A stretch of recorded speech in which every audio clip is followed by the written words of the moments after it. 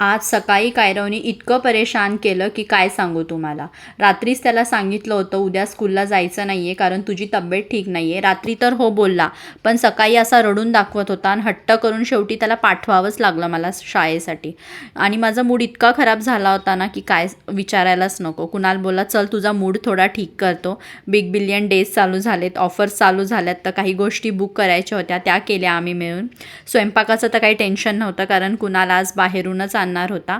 कंपनीत गेला होता, मग येता येता कायरवलाही घेऊन आला. आम्ही जेवण केलं. साऊथ इंडियनचा बेत होता आज आमचा. स्वयंपाक करो किंवा ना करो, भांडी तेवढीच असतात.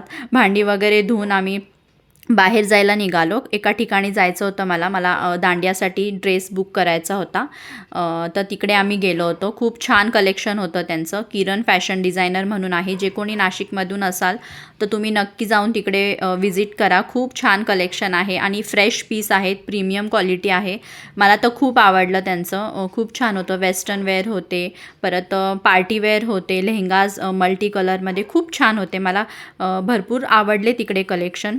त्यातले मी 1-2 फायनल केले जे की तुम्हाला येणाऱ्या दिवसांमध्ये दिसतीलच. संध्याकाळी मी स्वयंपाक करता करता कायरवलाही थोडेसे फ्राईज खायला दिले होते.